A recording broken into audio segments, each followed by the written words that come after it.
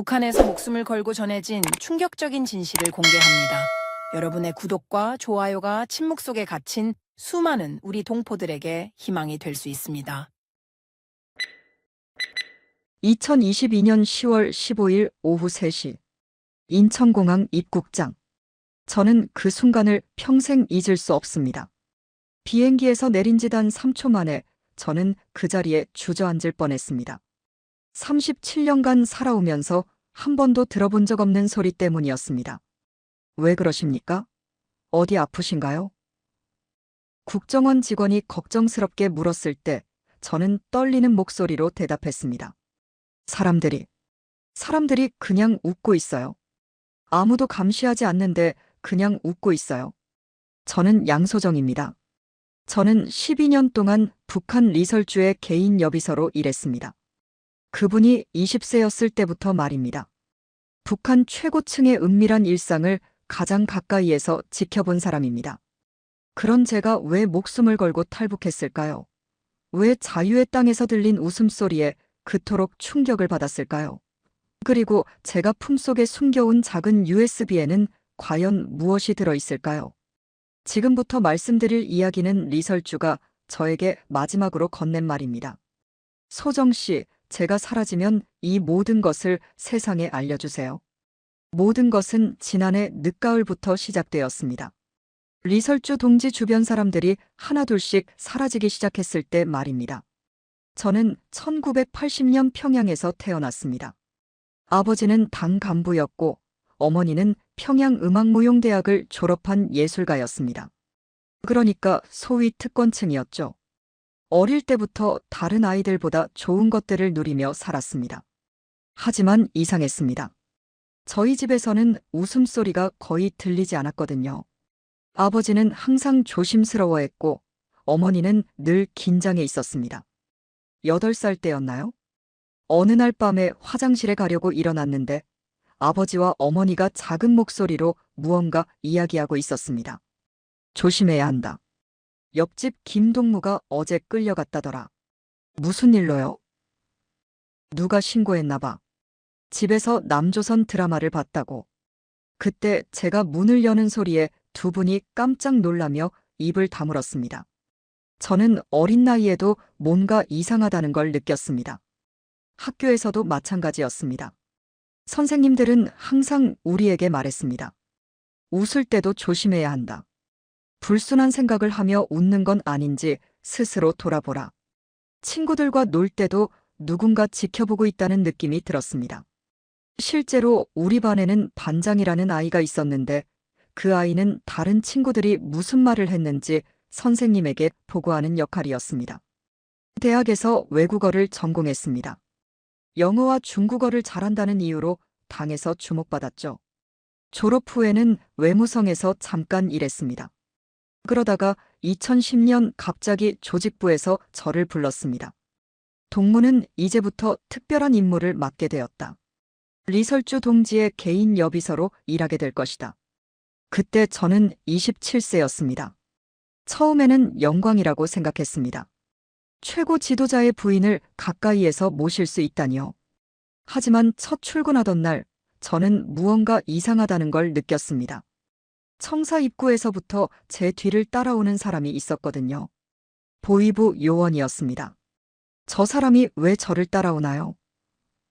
제가 물었더니 선배 직원이 이렇게 말했습니다. 이제부터 동무의 모든 행동은 기록된다. 집에 갈 때까지, 아니 사실 집에 가서도 마찬가지다. 그날 밤 집에 돌아가서 어머니에게 말했습니다. 어머니, 저 이제 리설주 동지 비서로 일하게 되었어요. 어머니의 얼굴이 하얗게 변했습니다. 소정아, 이제부터는 말 조심해야 한다. 아니, 생각도 조심해야 한다. 인생이 완전히 바뀐 거다. 그때는 어머니의 말을 이해하지 못했습니다. 나중에야 알게 되었죠. 리설주 동지의 비서가 된다는 것은 평생 감시당하며 살아야 한다는 뜻이었습니다. 국정원에서의 조사 과정에서 저는 제가 얼마나 특별한 위치에 있었는지 깨달았습니다. 12년 동안 리설주의 개인 여비서로 일했다고요. 그렇다면 당신은 북한 최고층의 은밀한 일들을 많이 봤을 텐데요. 조사관이 말했습니다. 저는 고개를 끄덕였습니다. 정말 많은 것을 봤습니다. 너무 많아서 가끔은 제가 본 것들이 꿈이었으면 좋겠다고 생각할 정도였습니다. 그런데 왜 탈북을 결심하게 되었나요? 특권층이었는데. 조사관의 질문에 저는 잠시 침묵했습니다. 어디서부터 이야기해야 할까요? 리설주 동지가 제게 마지막으로 건넨 그 물건 때문일까요? 아니면 그분이 밤마다 홀로 우시던 모습 때문일까요? 제가 12년 동안 본 진실은 너무나 충격적이었습니다. 저는 천천히 입을 열었습니다. 12년 동안 리설주 동지 곁에 있으면서 진짜 자유가 무엇인지 알게 되었습니다. 역설적이게도 가장 높은 자리에 있는 분을 모시면서 말입니다. 그분도 자유롭지 못했거든요. 인천공항에서 들었던 그 웃음소리가 왜 그렇게 충격적이었는지 이제 설명할 수 있을 것 같습니다. 그것은 진짜 자유의 소리였습니다. 누구의 눈치도 보지 않고 감시당하지 않고 그냥 자연스럽게 행복해하는 소리였습니다. 저는 37년 인생에서 처음으로 그런 소리를 들었던 겁니다. 하지만 아직 제가 이야기하지 않은 것들이 너무 많습니다. 리설주 동지가 왜 저만을 믿고 의지하셨는지, 그분이 제게 무엇을 부탁하셨는지, 그리고 제가 목숨을 걸고 가져온 그것이 무엇인지. 이 모든 이야기를 하려면 리설주 동지를 처음 만났던 그날부터 시작해야 할 것 같습니다. 2010년 3월 2일, 저는 처음으로 리설주 동지를 만났습니다. 그때 리설주 동지는 20세였고 저는 27세였습니다. 만수대의전에서 열린 예술 공연을 마치고 대기실로 돌아오시는 길이었죠.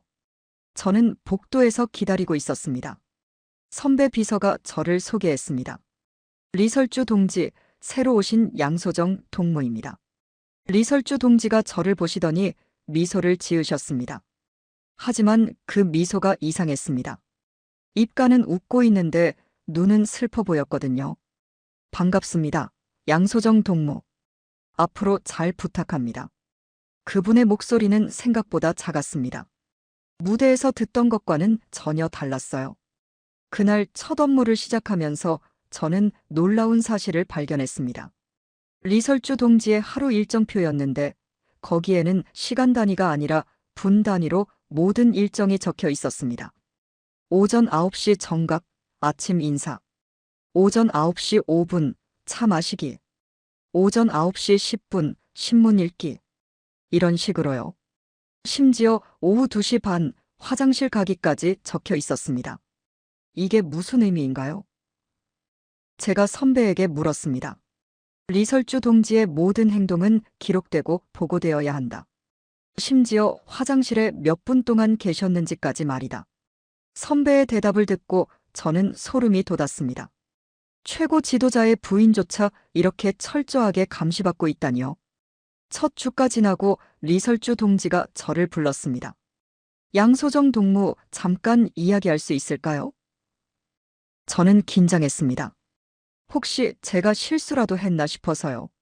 하지만 리설주 동지가 하신 말은 의외였습니다.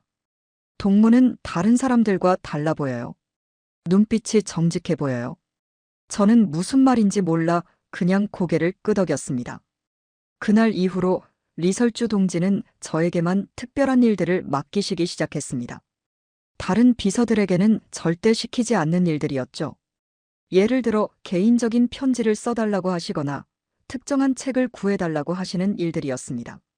처음에는 단순히 저를 신뢰하셔서라고 생각했습니다. 하지만 시간이 지나면서 다른 이유가 있다는 걸 알게 되었습니다.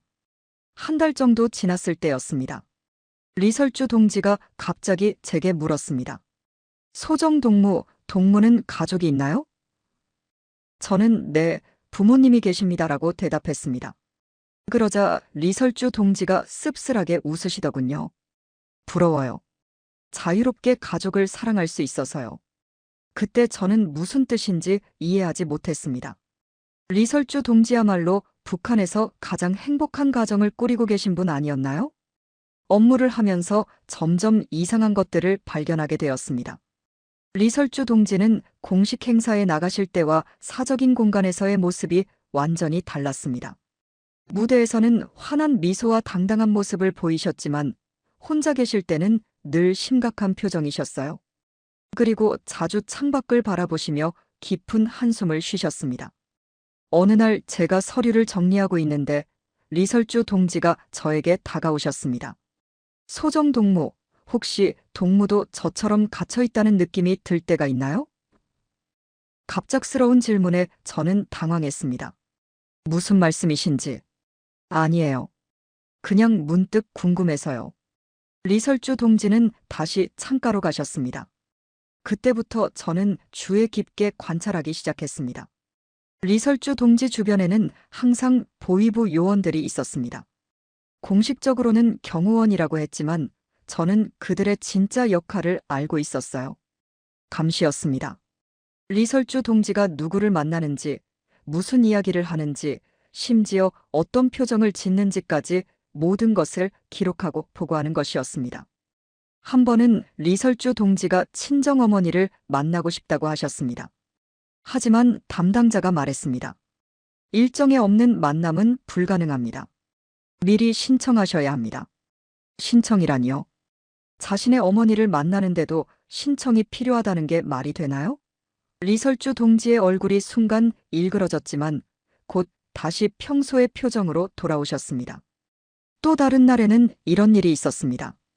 리설주 동지가 좋아하시는 책이 있었는데 그 책을 읽고 싶다고 하셨어요. 하지만 담당자가 그 책은 검열을 받아야 합니다. 시간이 좀 걸릴 것 같습니다. 라고 했습니다. 검열이요? 이미 출간된 책을 읽는데도 검열이 필요하다니요. 점심 식사도 마찬가지였습니다. 리설주 동지가 오늘은 냉면이 먹고 싶어요라고 하시면 담당자가 건강관리팀에서 승인한 메뉴가 따로 있습니다. 라고 대답했습니다. 자신이 먹고 싶은 음식조차 마음대로 선택할 수 없는 것이었습니다. 저는 점점 이해하게 되었습니다. 리설주 동지는 겉으로는 북한에서 가장 높은 지위에 있는 분이지만 실제로는 거대한 감옥에 갇혀 있는 것이나 다름없었습니다. 황금으로 만든 감옥이었죠. 화려하고 고급스럽지만 여전히 감옥이었습니다. 어느 날 밤 야근을 하고 있는데 리설주 동지가 혼자 사무실에 남아 계셨습니다. 저는 조용히 차를 한 잔 끓여서 가져다 드렸습니다. 고마워요, 소정 동무. 동무만이 저를 진짜로 걱정해 주는 것 같아요. 그러더니 갑자기 눈물을 글썽이셨습니다. 동지, 무슨 일이신가요? 제가 걱정스럽게 물었습니다.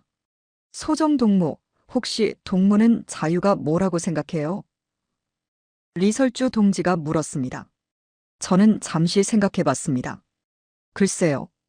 하고 싶은 것을 할 수 있는 것 아닐까요? 맞아요. 하고 싶은 것을 하고, 보고 싶은 사람을 보고, 가고 싶은 곳에 가는 것.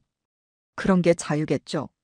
리설주 동지의 목소리가 점점 작아졌습니다. 그런데 저는 그런 자유가 없어요. 하고 싶은 것도 할 수 없고, 보고 싶은 사람도 마음대로 볼 수 없어요. 심지어 제 마음속 생각까지도 자유롭지 못해요. 항상 누군가가 지켜보고 있거든요. 그분의 고백을 듣고 저는 할 말이 없었습니다. 최고 권력자의 부인조차 이렇게 고통스러워하고 있다니요. 그날 이후로 저는 리설주 동지를 다른 시각으로 보게 되었습니다. 그분은 제가 생각했던 것처럼 모든 것을 다 가진 행복한 분이 아니었습니다. 오히려 가장 많은 것을 잃어버린 분이었어요. 자유를 잃어버린 분이었습니다. 하지만 그때만 해도 저는 몰랐습니다. 이것이 시작에 불과하다는 것을. 리설주 동지가 제게 보여주시려는 진실이 얼마나 더 충격적인지 말입니다. 그리고 그것 때문에 제가 목숨을 걸고 탈북을 하게 될 줄도 몰랐습니다. 리설주 동지를 가까이에서 모신 지 6달 정도 지났을 때 저는 그분의 진짜 모습을 보게 되었습니다. 그것은 어느 늦은 밤이었습니다. 다음 날 중요한 행사 준비로 야근을 하고 있었는데 갑자기 리설주 동지의 개인 사무실에서 흐느끼는 소리가 들려왔습니다. 처음에는 제가 잘못 들은 줄 알았습니다. 하지만 소리는 계속되었습니다. 조심스럽게 문 쪽으로 다가가 보니 틀림없었습니다. 리설주 동지가 울고 계셨습니다.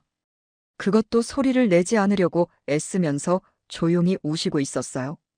저는 어떻게 해야 할지 몰라서 그냥 제자리에 서 있었습니다.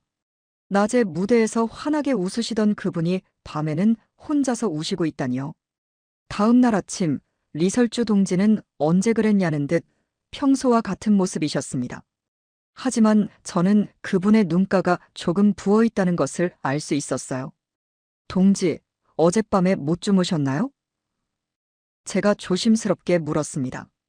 리설주 동지는 잠깐 저를 바라보시더니 괜찮습니다. 그냥 생각이 많았을 뿐이에요 라고 대답하셨습니다. 그날 이후로 저는 의식적으로 리설주 동지의 밤 시간을 관찰하기 시작했습니다. 놀랍게도 그분은 거의 매일 밤 우시고 있었어요. 때로는 사무실에서, 때로는 개인 휴게실에서 말입니다. 어느 날 저는 용기를 내어 직접 물어봤습니다. 동지, 혹시 무슨 걱정이 있으시나요? 제가 도울 수 있는 일이 있다면. 리설주 동지가 놀란 표정으로 저를 보시더니 주변을 둘러보셨습니다. 그리고는 제 손목을 잡고 작은 목소리로 말씀하셨습니다. 소정 동무 이 이야기는 절대 누구에게도 하면 안 돼요. 약속할 수 있나요? 저는 고개를 끄덕였습니다. 리설주 동지가 계속 말씀하셨습니다. 저는 진짜 친구가 한 명도 없어요. 모든 사람이 저를 감시하고 있어요. 심지어 화장실에 갈 때도 누군가가 시간을 재고 있어요. 제가 무엇을 하는지, 누구와 말하는지, 어떤 표정을 짓는지 모든 것이 기록되고 보고되고 있어요. 그 순간 저는 소름이 돋았습니다. 저 역시 리설주 동지의 일거수일투족을 기록하고 보고하는 사람 중 하나였거든요. 하지만 그분은 계속 말씀하셨습니다. 그런데 동무만은 다른 것 같아요. 동무는 저를 사람으로 봐주는 것 같아요. 보고를 위해서가 아니라 진짜로 걱정해주는 것 같아요. 그때 저는 리설주 동지가 왜 저만을 특별히 대하시는지 이해할 수 있었습니다. 그분 주변에는 진심으로 그분을 걱정하는 사람이 아무도 없었던 것입니다. 모든 사람이 업무로, 의무로 그분을 대하고 있었어요. 저조차도 처음에는 그랬습니다. 하지만 시간이 지나면서 저는 진짜로 그분이 불쌍하다고 느끼게 되었습니다. 며칠 후 리설주 동지가 저에게 이상한 부탁을 하셨습니다. 소정 동무, 혹시 라디오를 구할 수 있을까요? 작은 것으로요. 라디오요? 무엇에 쓰시려고요? 그냥 음악을 듣고 싶어서요. 하지만 저는 그분의 진짜 의도를 알 수 있었습니다. 외부 방송을 듣고 싶어 하시는 것이었어요. 라디오를 구하는 것은 쉽지 않았습니다. 리설주 동지 주변의 모든 물건은 검사를 받아야 했거든요. 하지만 저는 방법을 찾았습니다. 제 개인 물건인 척하면서 주머니에 들어가는 작은 라디오를 가져다 드렸어요. 리설주 동지가 그 라디오를 받으시면서 저를 꼭 껴안으셨습니다. 고마워요, 소정 동무. 정말 고마워요. 그날 밤부터 리설주 동지는 아주 작은 소리로 라디오를 들으시기 시작했습니다. 주로 음악방송이었지만 가끔은 해외방송도 들으셨어요. 물론 아주 조심스럽게요. 들키면 큰일 나는 일이었거든요. 하지만 그분은 외부 세계의 소식이 너무나 간절했던 것 같습니다. 한 번은 김정은 동지와 함께 있는 리설주 동지의 모습을 가까이에서 볼 기회가 있었습니다. 공식 만찬 자리였는데 저는 뒤에서 필요한 것들을 준비하고 있었어요. 그런데 놀라운 것을 발견했습니다. 리설주 동지가 김정은 위원장님 앞에서는 완전히 다른 사람이 되시는 것이었어요. 평소에 제가 보던 자연스러운 모습은 온데간데 없고 마치 연기를 하는 것 같았습니다. 웃을 때도 어색했고 말씀하실 때도 조심스러워 보였어요. 심지어 앉는 자세까지도 긴장해 있었습니다. 저는 그때 깨달았습니다. 리설주 동지는 남편 앞에서조차 자유롭지 못하다는 것을요. 만찬이 끝나고 리설주 동지가 화장실에 가셨을 때 저는 뒤따라가서 물었습니다. 동지, 괜찮으세요? 리설주 동지가 거울을 보면서 대답하셨습니다. 소정 동무, 저는 매 순간이 연기예요. 언제부터인가 진짜 제 모습이 뭔지도 모르겠어요. 그분의 목소리에는 깊은 절망이 담겨 있었습니다. 가끔 거울을 보면서 생각해요. 저 사람이 정말 나일까? 아니면 누군가가 만들어낸 인형일까? 제가 원하는 것도 제가 싫어하는 것도 모두 다른 사람이 정해줘요. 심지어 제가 언제 웃어야 하고 언제 슬퍼해야 하는지까지도요. 리설주 동지의 고백을 들으면서 저는 가슴이 아팠습니다. 그 무렵부터 리설주 동지 주변에 이상한 변화가 생기기 시작했습니다. 감시가 더욱 심해진 것이었어요. 예전에는 하루에 2번 정도 보이부에서 확인하러 왔는데 이제는 거의 매 시간마다 누군가가 나타났습니다. 무슨 일인가요? 제가 동료에게 물었습니다. 요즘 위에서 지시가 내려왔어. 더욱 철저하게 감시하라고. 리설주 동지도 이런 변화를 느끼고 계셨습니다. 소정 동무, 요즘 이상해요. 사람들의 시선이 예전과 달라요. 뭔가 의심하는 것 같아요. 실제로 그랬습니다. 리설주 동지의 모든 행동이 이전보다 훨씬 더 자세히 기록되고 있었어요. 심지어 제가 그분과 나누는 대화까지도 보고하라는 지시가 내려왔습니다. 어느 날 리설주 동지가 저에게 물었습니다. 소정 동무도 저에 대해 보고를 해야 하나요? 저는 대답할 수가 없었습니다. 사실이었거든요. 하지만 리설주 동지는 제 표정만 봐도 다 아셨던 것 같습니다. 괜찮아요. 저도 알고 있었어요. 그래도 동무만은 진심으로 걱정해주고 있다는 걸 알 수 있어요. 그날 밤 리설주 동지가 또 우시고 있었습니다. 하지만 이번에는 평소와 달랐어요. 더 절망적인 울음소리였습니다. 마치 모든 희망을 포기한 사람의 울음 같았어요. 저는 더 이상 참을 수가 없어서 문을 두드렸습니다. 동지, 저예요. 들어가도 될까요? 리설주 동지가 문을 열어주셨습니다. 눈이 새빨갛게 부어 있었어요. 소정 동무, 저는 어떻게 해야 할까요? 이렇게 사는 게 정말 사는 건가요? 저는 그분을 꼭 안아드렸습니다. 그것밖에 할 수 있는 게 없었어요. 두 사람 모두 울었습니다. 저도 모르게 눈물이 나왔어요. 그때 리설주 동지가 제게 말씀하셨습니다. 소정 동무, 제가 만약 사라진다면 제 이야기를 누군가에게 해주세요. 제가 정말로는 어떤 사람이었는지, 어떻게 살았는지 말이에요. 그 말을 듣고 저는 소름이 돋았습니다. 사라진다니 무슨 의미였을까요? 하지만 그때는 그냥 우울해서 하신 말씀이라고 생각했습니다. 그런데 며칠 후 정말로 이상한 일이 벌어지기 시작했습니다. 리설주 동지 주변 사람들이 하나둘씩 다른 부서로 발령을 받기 시작한 것이었어요. 오랫동안 함께 일했던 선배 비서도 경호팀장도 모두 갑자기 자리를 옮기게 되었습니다. 표면적으로는 승진이라고 했지만 저는 다른 이유가 있다는 걸 직감적으로 알 수 있었습니다. 리설주 동지 주변 사람들이 하나둘씩 사라지면서 저는 점점 더 많은 일을 혼자 처리해야 했습니다. 그러면서 자연스럽게 리설주 동지의 개인적인 공간에 더 자주 출입하게 되었어요. 그것이 제 인생을 완전히 바꾸게 될 줄은 꿈에도 몰랐습니다. 2015년 가을이었습니다. 리설주 동지가 갑작스럽게 며칠간 지방 순방을 가시게 되었어요. 저는 그분의 개인 사무실과 휴게실을 정리하는 임무를 맡았습니다. 평소보다 더 꼼꼼히 청소를 하고 있었는데 우연히 책장 뒤에서 이상한 것을 발견했습니다. 책장과 벽 사이에 아주 작은 틈이 있었고 거기에 무언가가 끼어 있었어요. 조심스럽게 꺼내보니 작은 수첩이었습니다. 겉표지에는 아무것도 쓰여 있지 않았지만 펼쳐보니 리설주 동지의 필체로 빽빽하게 무언가가 적혀 있었어요. 처음에는 그냥 업무 메모인 줄 알았습니다. 하지만 몇 줄 읽어보고 나서 저는 깜짝 놀랐습니다. 그것은 일기였습니다. 그것도 절대 다른 사람이 보면 안 되는 내용들이 적힌 일기였어요. 오늘도 연기를 했다. 언제까지 이런 가면을 쓰고 살아야 할까? 가끔 거울을 보면 내가 누구인지 모르겠다. 그분 앞에서는 항상 조심해야 한다. 한마디 잘못하면 어떤 일이 벌어질지 모른다. 밤마다 같은 꿈을 꾼다. 자유롭게 거리를 걸어다니는 꿈을. 아무도 나를 지켜보지 않는 곳에서. 저는 손이 떨렸습니다. 이런 내용이 발각되면 어떤 일이 벌어질지 뻔했거든요. 하지만 읽기를 멈출 수가 없었습니다. 리설주 동지의 진짜 마음이 그 안에 다 담겨 있었어요. 더 충격적인 내용도 있었습니다. 오늘 그분이 화를 내셨다.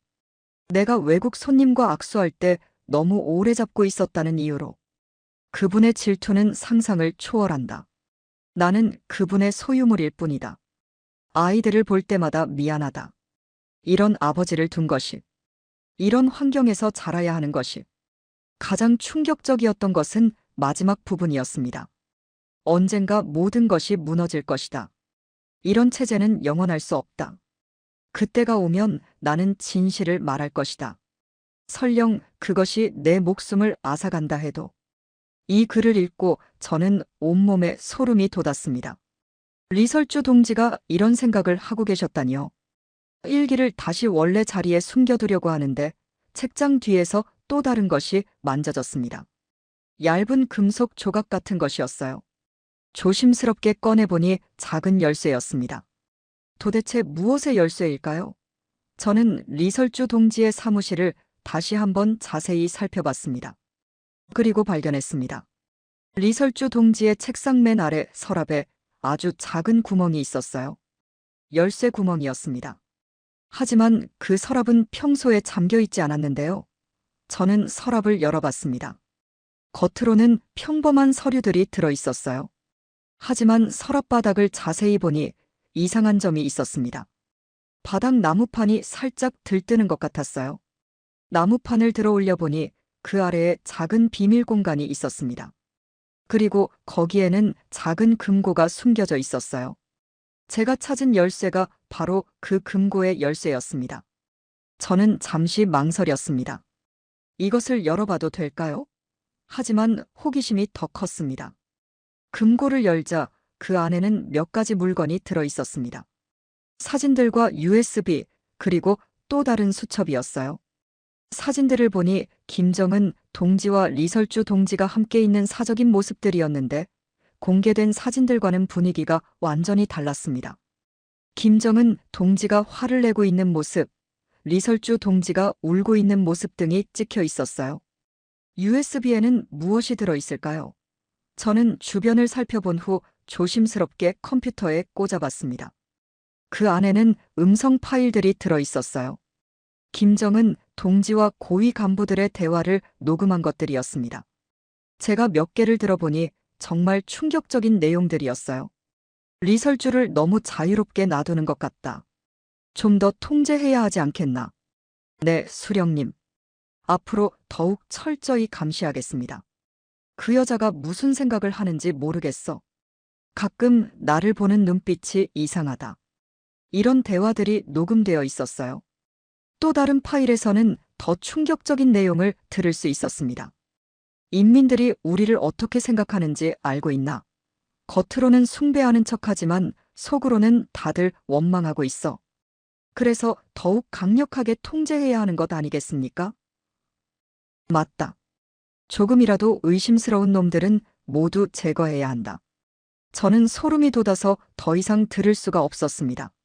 리설주 동지가 이런 것들을 어떻게 녹음할 수 있었을까요? 그리고 왜 이런 위험한 것들을 보관하고 계셨을까요? 마지막 수첩에는 더욱 놀라운 내용이 적혀 있었습니다. 그것은 리설주 동지가 직접 목격한 북한 최고층의 비리와 부패에 대한 기록이었어요. 누가 언제 얼마의 돈을 빼돌렸는지, 어떤 간부가 인민들을 어떻게 착취하고 있는지, 심지어 김정은 동지 본인의 사치스러운 생활에 대한 구체적인 내용까지 모든 것이 기록되어 있었습니다. 수령님이라고 부르는 그분도 결국 인간일 뿐이다. 권력에 취해 있고 의심이 많고 잔혹하기까지 하다. 인민들은 굶어 죽어가는데 그분은 매일 수입 와인을 마신다. 고위 간부들도 마찬가지다. 모두들 자신들의 이익만 챙기고 있다. 진정으로 인민을 위하는 사람은 아무도 없다. 저는 이 모든 것을 보고 충격에 빠졌습니다. 리설주 동지가 이런 위험한 기록들을 왜 남기고 계신 걸까요? 발각되면 죽음을 각오해야 하는 일인데 말입니다. 그리고 이것들을 저에게 보여주려고 하신 건 아닐까요? 아니면 정말 우연히 제가 발견한 걸까요? 급히 모든 것을 원래 자리에 정리하고 있는데 갑자기 문 밖에서 발걸음 소리가 들렸습니다. 누군가 오고 있었어요. 저는 재빨리 금고를 잠그고 서랍을 닫았습니다. 그리고 아무 일 없었던 것처럼 청소를 계속했습니다. 다행히 들어온 사람은 경비원이었고 간단한 순찰이었어요. 하지만 그날 이후로 저는 완전히 달라졌습니다. 리설주 동지를 보는 시각도 바뀌었고 북한이라는 나라에 대한 생각도 완전히 달라졌어요. 제가 지금까지 믿고 살아왔던 모든 것들이 거짓이었다는 걸 깨달았습니다. 리설주 동지가 순방에서 돌아오셨을 때 저는 그분을 다르게 보게 되었습니다. 그분은 단순히 최고 지도자의 부인이 아니었어요. 진실을 알고 있지만 말할 수 없어서 고통받고 있는 분이었습니다. 그리고 언젠가 그 진실을 세상에 알리고 싶어 하는 분이었어요. 소정동무, 괜찮아요? 얼굴이 안 좋아 보이는데. 리설주 동지가 걱정스럽게 물었습니다. 저는 네, 괜찮습니다라고 대답했지만 실제로는 전혀 괜찮지 않았어요. 제가 알게 된 진실이 너무 무거웠거든요. 그런데 그날 밤 리설주 동지가 저를 불렀습니다. 소정동무, 잠깐 이야기할 수 있을까요? 저는 조심스럽게 다가갔습니다. 리설주 동지가 제 눈을 똑바로 보시면서 말씀하셨습니다. 동무, 혹시 뭔가 발견한 게 있나요? 그 순간 저는 깨달았습니다. 리설주 동지가 일부러 제가 그것들을 발견하도록 유도하신 것이었어요. 모든 것이 계획된 일이었습니다. 저는 떨리는 목소리로 대답했습니다. 동지, 그것들을 왜? 리설주 동지가 저를 꼭 안으시면서 말씀하셨습니다. 소정동무, 이제 동무도 알게 되었네요. 우리가 얼마나 거대한 거짓 속에서 살고 있는지 말입니다. 그날 밤 리설주 동지와의 대화는 제 인생의 전환점이었습니다. 그분은 제가 발견한 모든 것들에 대해 자세히 설명해 주셨어요. 소정동무, 저는 오랫동안 혼자 이 진실을 견뎌왔어요. 하지만 이제 더 이상 혼자 감당할 수 없을 것 같아요. 그분의 목소리는 절망으로 가득 차 있었습니다. 동지, 그런데 왜 저에게 이런 것들을 보여주신 거예요? 너무 위험한 일 아닌가요? 제가 걱정스럽게 물었습니다. 리설주 동지가 잠시 망설이시더니 대답하셨습니다. 동무를 12년 동안 지켜봤어요. 동무는 다른 사람들과 달라요. 진실을 마주할 용기가 있는 사람이에요. 그 이후로 리설주 동지는 더 많은 것들을 제게 보여주셨습니다.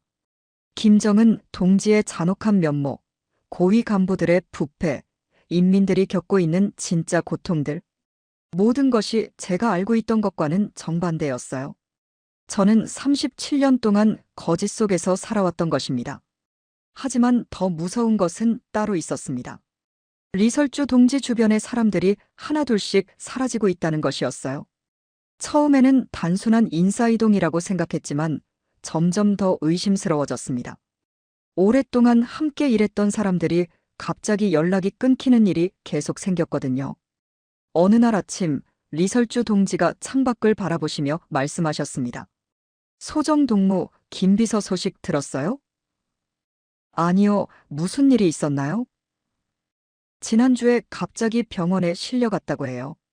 심장마비였다는데. 김비서는 리설주 동지와 15년 동안 함께 일했던 분이었어요. 건강했던 분이 갑자기 심장마비라니요. 그 다음 주에는 또 다른 소식이 들려왔습니다. 경호팀장이 교통사고로 사망했다는 것이었어요. 이상해요, 동지. 너무 연달아 이런 일이 생기는 게. 제가 말하자 리설주 동지가 고개를 끄덕이셨습니다. 저도 그렇게 생각해요. 우연치고는 너무 많아요. 12월 중순경 리설주 동지의 표정이 더욱 어두워졌습니다. 그분은 평소보다 더 조심스럽게 행동하셨고 말씀도 줄이셨어요. 어느 날 밤 그분이 저를 부르셨습니다. 소정동무, 동무에게 중요한 이야기가 있어요. 그분의 목소리가 평소와 달리 떨리고 있었어요. 소정동무, 동무는 가족이 있나요? 갑작스러운 질문에 저는 당황했습니다. 네, 부모님이 계시는데요. 왜 그러세요? 리설주 동지가 깊은 한숨을 쉬시더니 말씀하셨습니다. 그분들을 지켜야 해요. 앞으로 무슨 일이 일어날지 모르거든요. 그때 저는 섬뜩한 느낌이 들었습니다. 동지, 무슨 말씀이세요? 혹시 무슨 일이라도? 소정동무, 저는 곧 사라질 것 같아요. 리설주 동지의 말에 저는 깜짝 놀랐습니다. 무슨 소리예요? 사라진다니. 그분이 저를 의심하고 있어요. 제가 뭔가 숨기고 있다는 걸 눈치챈 것 같아요. 그날 밤 리설주 동지는 저에게 충격적인 이야기를 해주셨습니다. 얼마 전부터 제 주변 사람들이 하나씩 제거되고 있어요. 모두 사고사나 병사로 처리되지만 실제로는 숙청당한 거예요. 저와 가까웠던 사람들, 제 비밀을 알 수도 있는 사람들부터 말이에요. 그렇다면 저도 위험한 거 아닌가요? 제가 두려워하며 물었습니다. 맞아요. 동무도 위험해요. 그래서 제가 이 이야기를 하는 거예요. 리설주 동지가 제 손을 꼭 잡으시며 말씀하셨습니다. 소정동무, 동무는 살아야 해요. 그리고 진실을 세상에 알려야 해요. 그러더니 리설주 동지가 작은 상자 하나를 제게 건네셨습니다. 이것을 받아주세요. 그리고 저에게 무슨 일이 생기면 이것을 가지고 남쪽으로 가세요. 상자 안에는 작은 USB가 들어 있었어요.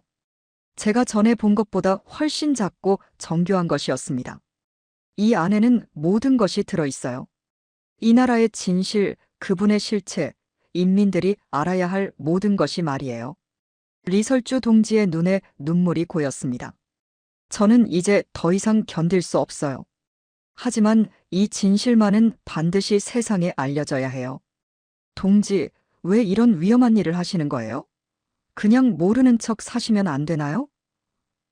제가 절규하듯 물었습니다. 리설주 동지가 쓴웃음을 지으시며 대답하셨습니다.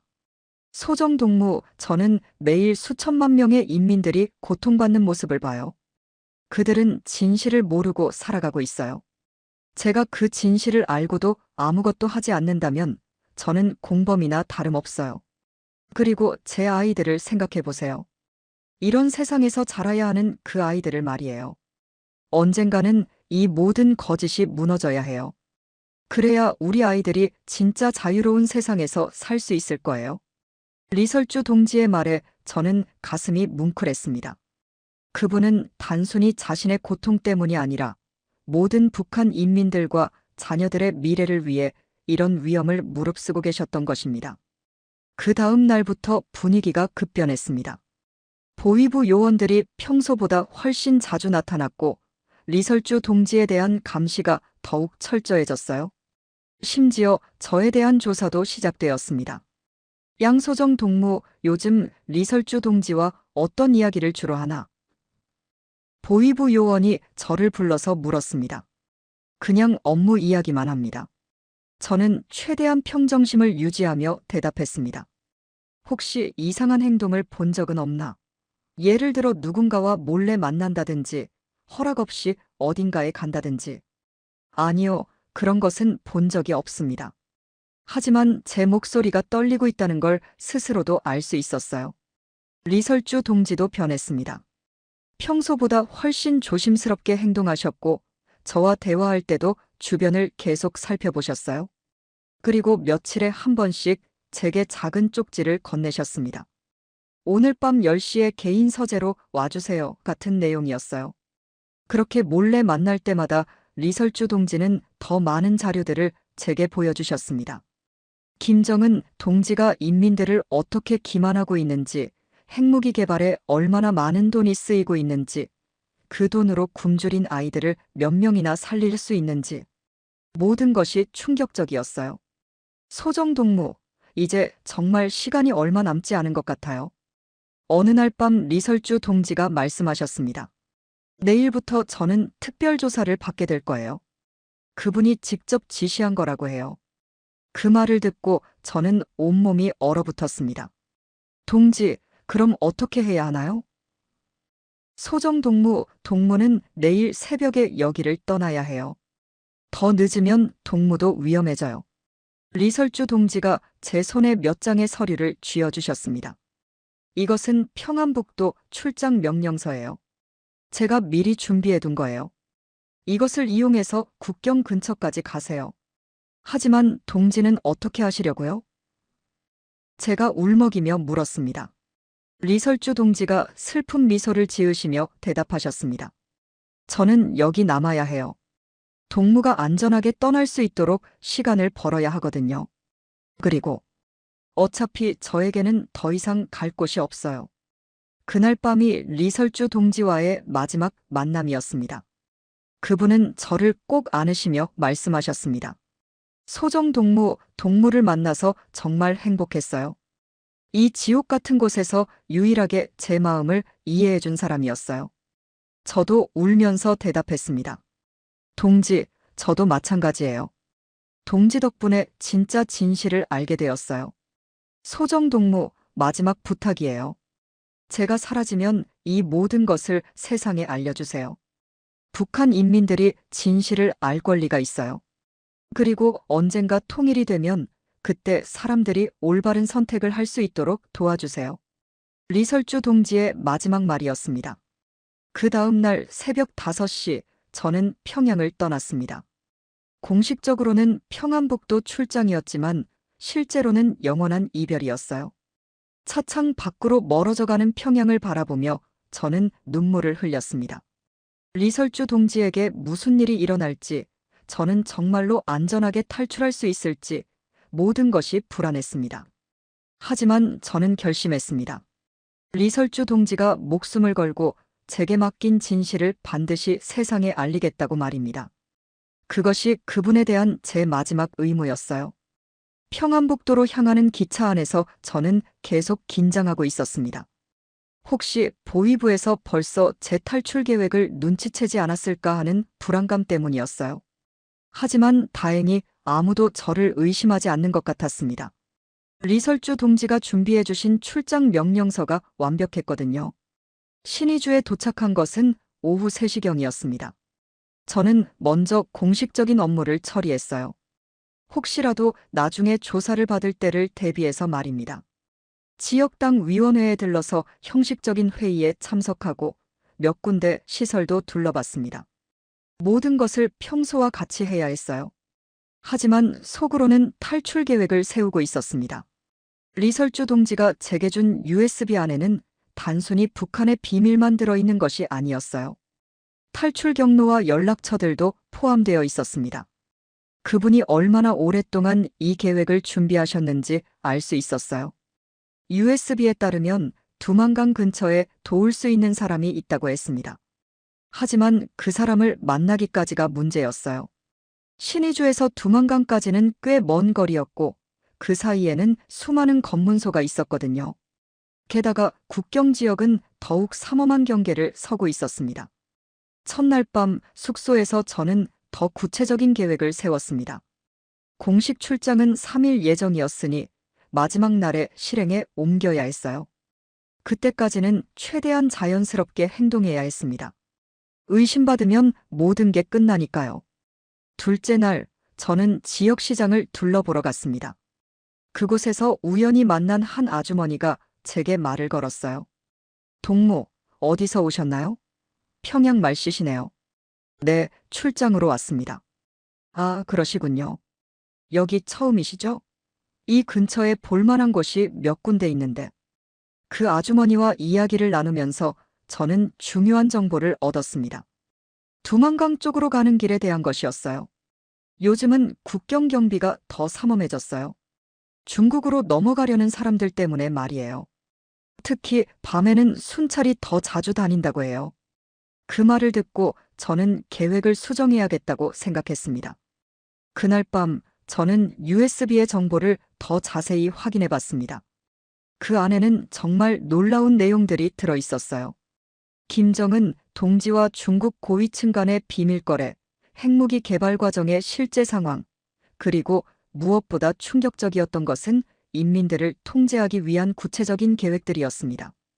인민들이 진실을 알게 되면 체제가 무너진다. 따라서 정보를 철저히 차단하고 의심스러운 자들은 미리 제거해야 한다. 이런 내용들이 김정은 동지의 육성으로 녹음되어 있었어요. 또한 리설주가 최근 이상한 행동을 보이고 있다. 그 여자 주변을 더욱 철저히 감시하라는 지시도 있었습니다. 제가 왜 이렇게 위험을 무릅쓰고 탈출해야 하는지 이제 확실히 알 수 있었습니다. 이 USB 안의 내용이 공개되면 북한 체제에 큰 타격을 줄 수 있을 거예요. 리설주 동지가 목숨을 걸고 이것을 제게 맡긴 이유였습니다. 셋째 날 아침 드디어 실행에 옮길 때가 되었습니다. 저는 평소처럼 아침 식사를 하고 마지막 공식 일정을 소화했어요. 하지만 점심 식사 후 갑자기 배가 아프다며 숙소로 돌아간다고 했습니다. 그리고는 몰래 뒷문으로 나가서 미리 준비해둔 민간 차량을 탔어요. 차를 운전해준 사람은 USB에 있던 연락처의 사람이었습니다. 40대 정도로 보이는 남자였는데 말이 별로 없었어요. 조심하세요. 요즘 순찰이 많아요. 그것이 그가 한 유일한 말이었습니다. 하지만 저는 그 사람을 믿을 수밖에 없었어요. 두만강까지는 약 3시간 정도 걸렸습니다. 그동안 저는 계속 뒤를 돌아봤어요. 혹시 누군가 따라오는 건 아닌지 확인하기 위해서였습니다. 다행히 아무도 없는 것 같았어요. 하지만 안심하기에는 너무 이른 상황이었습니다.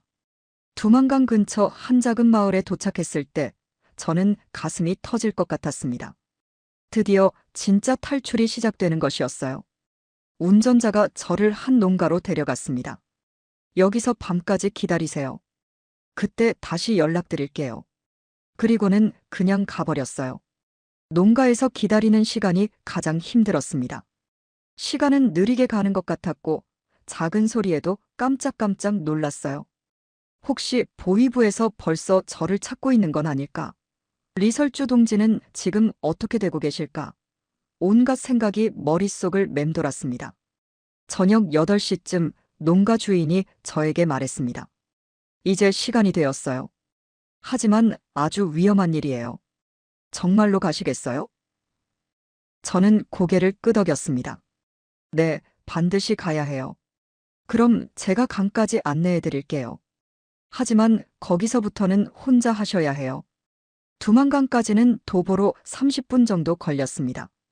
어둠 속에서 조심스럽게 걸어야 했어요. 한 발 한 발이 조심스러웠습니다. 혹시 순찰대와 마주치면 모든 게 끝나니까요. 농가 주인은 길을 잘 알고 있는 것 같았어요. 순찰로를 피해서 은밀한 길로 안내해 주었습니다. 강가에 도착했을 때 저는 절망적인 마음이 들었습니다. 생각보다 강이 훨씬 넓었고 물살도 세 보였어요. 지금이 가장 좋은 시기예요. 수위가 낮거든요. 하지만 그래도 위험해요. 농가 주인이 말했습니다. 저기 보이는 불빛이 중국이에요. 헤엄을 칠 줄 아시죠? 네, 조금은 할 줄 알아요. 그럼 다행이에요. 하지만 물이 너무 차가우니까 조심하세요. 그리고 혹시 순찰선이 나타나면 즉시 물속으로 숨어야 해요. 저는 옷을 벗고 USB와 중요한 서류들을 비닐봉지에 잘 싸서 몸에 묶었습니다. 그리고 조심스럽게 물에 들어갔어요. 물이 정말 차가웠습니다. 10월 말이었는데도 얼음장 같았어요. 하지만 포기할 수는 없었습니다. 헤엄을 치기 시작한 지 10분쯤 되었을 때 갑자기 불빛이 보였습니다. 순찰선이었어요. 저는 재빨리 물속으로 잠수했습니다. 숨을 참고 있는 것이 이렇게 힘든 줄 몰랐어요. 폐가 터질 것 같았지만 참아야 했습니다. 순찰선이 지나간 후 저는 다시 수영을 계속했습니다. 하지만 체력이 많이 떨어졌어요. 차가운 물 때문에 몸이 말을 듣지 않았습니다. 이러다가 강에서 죽는 건 아닐까 하는 생각이 들었어요. 하지만 리설주 동지의 마지막 부탁을 생각하며 버텼습니다. 마침내 중국 쪽 강가에 도착했을 때 저는 기진맥진한 상태였습니다. 젖은 옷을 입고 떨고 있는데 갑자기 누군가가 나타났어요. 중국 사람이었습니다. 조선 사람이지? 그 사람이 중국어로 물었어요. 저는 고개를 끄덕였습니다. 빨리 와. 여기는 위험해. 그 사람이 저를 데리고 근처 집으로 갔습니다. 따뜻한 옷을 주면서 말했어요. 너 운이 좋다. 순찰이 방금 지나갔거든. 저는 그제서야 한숨을 돌릴 수 있었습니다. 하지만 이것은 시작에 불과했습니다. 중국에서 한국까지는 더 먼 길이 남아 있었어요. 그리고 중국에서도 안전하지 않았습니다. 중국 공안에 잡히면 북한으로 다시 송환되거든요.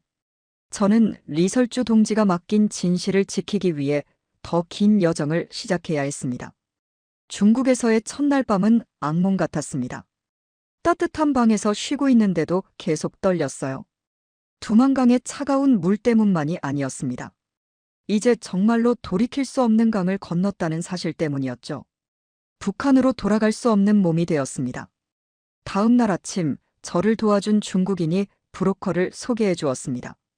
50대 정도로 보이는 조선족 남자였어요. 한국 가려고. 돈 얼마나 있어? 첫 마디가 돈 이야기였습니다. 저는 리설주 동지가 준비해 주신 돈을 보여줬어요. 이 정도면 가능해. 하지만 위험하다. 중간에 잡히면 나는 모르는 일이야. 브로커가 설명해 준 경로는 복잡했습니다. 중국에서 라오스로 가서 그 다음에 태국으로 넘어간 후 태국에서 한국 영사관에 도움을 요청하는 것이었어요. 최소 한 달은 걸려. 그동안 절대 들키면 안 돼. 한 달이라니요. 그 긴 시간을 버틸 수 있을까요? 중국에서 일주일을 숨어 지냈습니다.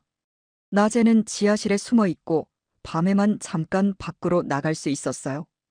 그동안 계속 뉴스를 확인했습니다. 혹시 제 탈출 소식이 알려졌나 해서요. 다행히 아무런 보도가 없었어요. 하지만 리설주 동지 소식도 전혀 들을 수 없어서 불안했습니다. 일주일 후 드디어 이동을 시작했습니다. 브로커가 준비해준 가짜 신분증을 받았어요. 조선족 여성으로 신분을 위장하는 것이었습니다. 절대 한국말하면 안 돼. 중국어만 써야 해. 다행히 저는 중국어를 할 줄 알았지만 긴장되는 것은 어쩔 수 없었어요. 기차로 쿤민까지 가는 동안 정말 무서웠습니다. 검표원이 올 때마다 가슴이 터질 것 같았어요. 혹시 신분이 발각되면 어떻게 하지? 그때마다 리설주 동지의 마지막 말을 떠올렸습니다. 진실을 세상에 알려주세요. 그 말이 저에게 용기를 주었어요. 하지만 쿤밍에서 이상한 일이 일어났습니다. 브로커가 갑자기 연락이 안 되는 것이었어요. 약속 장소에서 1시간을 기다렸지만 나타나지 않았습니다. 저는 당황했어요. 이제 어떻게 해야 하지? 그때 누군가가 제게 접근했습니다. 양소정 씨죠? 깜짝 놀라서 돌아보니 30대 정도의 한국인 남자였어요. 누구세요? 어떻게 제 이름을? 걱정하지 마세요. 저는 도우러 온 사람입니다. 그 사람은 한국 정보기관에서 파견된 요원이라고 했어요. 어떻게 저를 찾으셨어요? 주요 정보를 가지고 계시다고요? 만약의 상황을 대비해서 보호하기 위해서 왔습니다. 그 말을 듣고 저는 놀랐습니다. 제가 정보를 가지고 있는 것은 어떻게 알았을까요?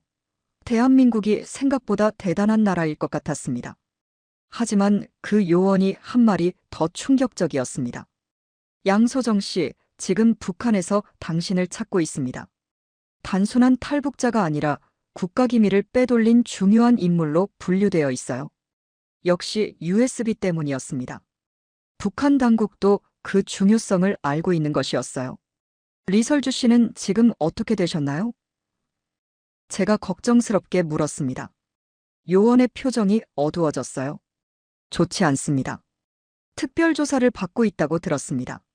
그리고 요원이 말을 잇지 못했어요. 그리고 뭐예요? 외부와의 접촉이 완전히 차단된 상태입니다. 그 순간 저는 가슴이 무너지는 것 같았습니다. 리설주 동지가 저 때문에 고생하고 계시는 것이었어요. 제가 탈출하면서 그분도 위험해진 것입니다. 제가 너무 성급했나요? 아니요. 리설주 씨 본인이 원한 일입니다. 그분은 이런 결과를 각오하고 계셨어요.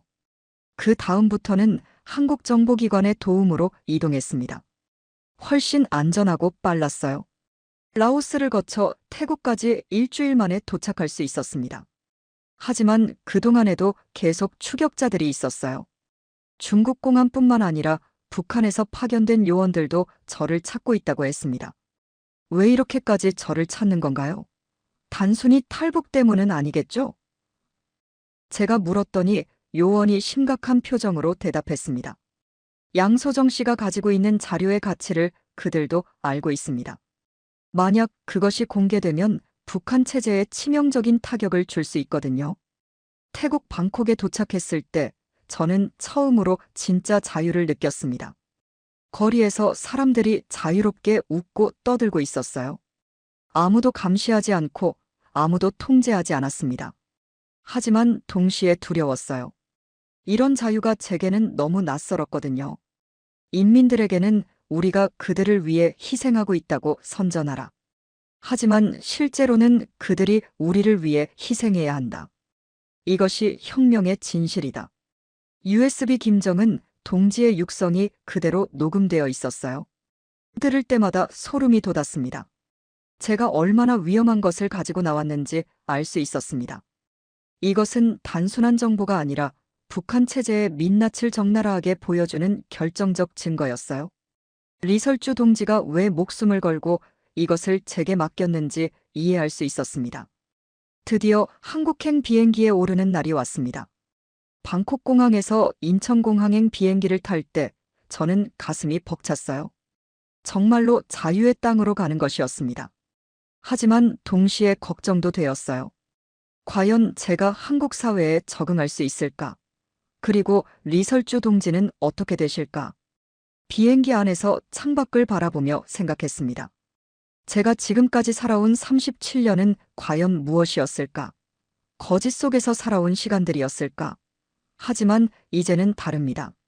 진실을 알았고 그 진실을 세상에 알릴 수 있는 기회를 얻었어요. 인천공항에 착륙할 때 저는 눈물이 났습니다. 기쁨의 눈물이었어요. 드디어 자유의 땅에 도착한 것입니다. 하지만 동시에 슬픔의 눈물이기도 했어요. 북에 남겨둔 가족들과 리설주 동지를 생각하면 가슴이 아팠거든요. 비행기에서 내리자마자 들린 그 웃음소리, 그것이 바로 자유의 소리였습니다. 37년 만에 처음으로 듣는 진짜 자유의 소리였어요. 아무런 감시도 없고 아무런 통제도 없는 순수한 인간의 기쁨이었습니다. 그래서 저는 그렇게 놀랐던 것입니다. 하지만 이제는 저만큼 대한민국이 놀랄 차례입니다. 드디어 USB의 상세 내용이 공개되거든요. 국정원에서의 조사는 한 달 동안 계속되었습니다. 저는 제가 알고 있는 모든 것을 말했어요. 리설주 동지와의 12년간의 경험, 제가 목격한 북한 최고층의 실상, 그리고 USB에 담긴 모든 내용들을 말입니다. 조사관들은 제 이야기를 듣고 계속 놀라워했어요. 이 정도로 상세한 북한 내부 정보는 처음입니다. 조사관이 말했습니다. 특히 김정은과 리설주의 사생활에 대한 내용은 정말 충격적이군요. USB 안의 녹음 파일들을 들어보고 나서는 더욱 놀라워했어요. 이것들이 모두 진짜라면 북한에 대한 우리의 이해를 완전히 바꿔야 할 것 같습니다. 가장 충격적이었던 것은 김정은 동지의 실제 모습이었습니다. 녹음 파일에서 그는 완전히 다른 사람이었어요. 인민들은 개돼지와 같다. 적당히 먹여 살리면서 부려먹으면 된다. 핵무기만 있으면 전 세계가 우리를 무서워할 것이다. 인민들이 굶어 죽더라도 핵무기 개발은 계속해야 한다. 또한 중국과의 은밀한 거래 내역도 공개되었습니다. 중국에서 요구하는 것은 다 들어줘라. 대신 우리가 버틸 수 있을 만큼의 지원은 받아내야 한다. 북한의 중국 의존도가 생각보다 훨씬 심각했어요. 거의 속국 수준이었습니다. 리설주 동지에 대한 내용을 들려줄 때가 가장 힘들었습니다. 리설주는 이제 완전히 고립되었습니다. 조사관이 알려준 소식이었어요. 외부와의 연락이 모두 차단되었고 개인 수행원들도 모두 교체되었습니다. 사실상 감금 상태라고 보시면 됩니다. 그럼 리설주 동지는? 저는 말을 잇지 못했어요. 아마 양소정 씨를 도운 것에 대한 책임을 지고 있을 겁니다. 하지만 김정은이 아내를 직접 처형할 수는 없겠죠. 대신 완전히 통제된 상태로 살아가게 될 것 같습니다. 그 말을 듣고 저는 가슴이 찢어지는 것 같았어요. 조사가 끝난 후 저는 하나원에서 적응 교육을 받았습니다. 남한 사회에 대한 기본적인 것들을 배우는 곳이었어요. 하지만 저에게는 모든 것이 신기했습니다. 사람들이 정부를 자유롭게 비판하는 것, 다양한 정당이 경쟁하는 것, 언론이 권력을 감시하는 것, 모든 것이 북한과는 정반대였어요. 가장 놀라웠던 것은 인터넷이었습니다. 전 세계의 정보를 자유롭게 볼 수 있다니요. 저는 처음으로 북한에 대한 외부의 시각을 접했어요. 그리고 제가 그동안 얼마나 좁은 세상에서 살았는지 깨달았습니다. 하나원에서 3달을 보낸 후 저는 사회에 나왔습니다. 정부에서 제공해준 작은 아파트에서 새로운 삶을 시작했어요. 하지만 적응하기가 쉽지 않았습니다. 모든 것이 너무 빠르고 너무 복잡했어요. 가끔은 평양에서의 단순했던 생활이 그리워지기도 했습니다. 하지만 저에게는 중요한 임무가 있었어요. 리설주 동지가 맡긴 진실을 세상에 알리는 것이었습니다. 국정원에서는 제가 가져온 정보를 바탕으로 북한에 대한 새로운 정책을 수립하고 있었어요. 그리고 적절한 시기에 일부 내용을 공개할 계획이라고 했습니다. 중국도 당황스러워했어요. 김정은과의 비밀거래 내용이 공개되면서 중국 정부는 곤란한 입장에 처했습니다. 국제사회에서 북한에 대한 압박이 더욱 강해졌어요. 리설주 동지가 원했던 결과가 나타나기 시작한 것입니다. 1년이 지나고 저는 통일부에서 북한 전문가로 일하게 되었습니다. 제가 가진 경험과 지식이 통일 준비에 도움이 된다고 했어요. 저는 기꺼이 그 제안을 받아들였습니다. 리설주 동지의 희생을 헛되게 하지 않기 위해서였어요. 어느 날 정말 놀라운 소식을 들었습니다. 북한에서 고위급 인사가 중국을 통해 탈북했다는 것이었어요. 그리고 그 사람이 리설주 동지에 대한 소식을 가져왔습니다. 리설주는 아직 살아있다. 하지만 완전히 격리된 상태다. 그녀가 보낸 메시지가 있다. 그 메시지는 간단했습니다. 소정 동무가 안전한지 궁금하다. 그리고 우리의 약속이 지켜지고 있는지 알고 싶다. 그 말을 전해 듣고 저는 눈물이 났어요. 리설주 동지가 그런 상황에서도 저를 걱정하고 계시다니요. 저는 즉시 답장을 보냈습니다. 동지가 맡긴 임무를 충실히 수행하고 있습니다. 진실이 세상에 알려졌고 변화가 시작되었습니다. 동지의 희생이 헛되지 않았습니다. 그 메시지가 리설주 동지에게 전해졌는지는 모르겠지만 저는 제 마음을 담아 보냈어요. 2년이 지난 지금 저는 대한민국에서 새로운 삶을 살고 있습니다. 여전히 적응하기 어려운 부분들이 있지만 자유의 소중함을 매일 느끼고 있어요. 아침에 일어나서 아무도 감시하지 않는다는 것, 하고 싶은 말을 자유롭게 할 수 있다는 것, 그런 것들이 얼마나 소중한지 알게 되었습니다. 하지만 가끔 꿈에서 리설주 동지를 만납니다. 그분은 항상 슬픈 미소를 지으시며 말씀하세요. 고마워요, 소정동무. 덕분에 진실이 세상에 알려졌어요. 그럴 때마다 저는 다짐합니다. 언젠가 북한도 자유로워지는 그날까지 계속 노력하겠다고 말입니다. 얼마 전에는 정말 놀라운 편지를 받았습니다. 발신인은 알 수 없었지만 내용을 보고 깜짝 놀랐어요. 소정 동무에게 나는 잘 있다. 그리고 변화가 시작되고 있다. 희망을 잃지 마라. 리설주 동지의 필체와 똑같았습니다. 그 편지를 받고 저는 확신했습니다. 언젠가 북한도 변할 것이라고 말입니다. 리설주 동지가 목숨을 걸고 전한 진실이 결국 그 땅에도 전해질 것이고 북한 인민들도 자유를 찾게 될 것입니다. 그날이 오면 저는 리설주 동지와 다시 만나게 될 거예요. 자유로운 하늘 아래에서 말입니다. 지금도 저는 매일 인천공항에서 들었던 그 웃음소리를 기억합니다. 그것은 자유의 소리였어요. 언젠가 북한의 모든 사람들도 그런 웃음을 지을 수 있는 날이 올 것입니다. 그것이 리설주 동지와 제가 꿈꾸던 진정한 통일이에요. 끝까지 들어주신 따뜻한 마음을 가진 여러분이야말로 진정한 애국자입니다. 이 이야기가 더 많은 사람들에게 전해질 수 있도록 구독으로 동참해주세요. 우리가 반드시 알아야 할 이야기들을 또 소개하겠습니다.